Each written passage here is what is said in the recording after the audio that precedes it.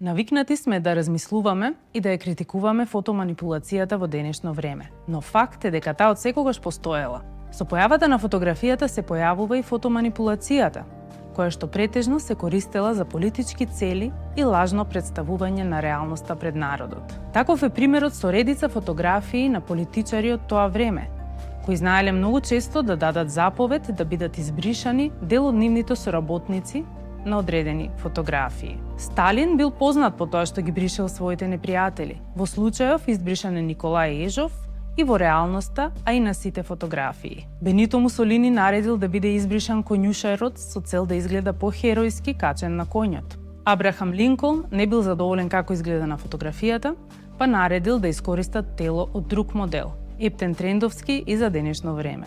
Мао Цетунг наредил да се избрише неговиот противник, Поку, од оваа фотографија. Фотографијата на Улисес Грант направена во 1902 година како микс од 3 фотографии.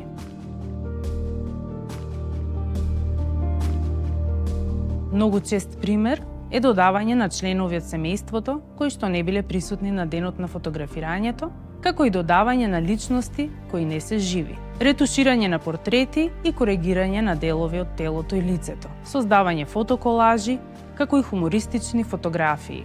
Основна фотографска дејност во 19 век е студискиот портрет. Во овој период се достигнува масовна портретна продукција. Уметниците кои доттогаш имале многу порачки за портрети, преку ноќ чувствуваат како порачките се намалуваат. Портретот е основна фотографска дејност во 19 век, но се појавуваат остри противници на фотографијата, пред се сликари кои со тек на време ја користат и ја прават свој бизнис. Спремна за да го задоволи вкусот на буржуазијата, се наложува негативен ретуш во портретната фотографија. Создавач е германскиот фотограф Франц Хауштангел. Се воведува како потреба да се коригираат брчки и слични недостатоци на кожата, за со тек на време да се претвори во средство за приспособување на цртите на лицето кон наложениот идеал за убавина.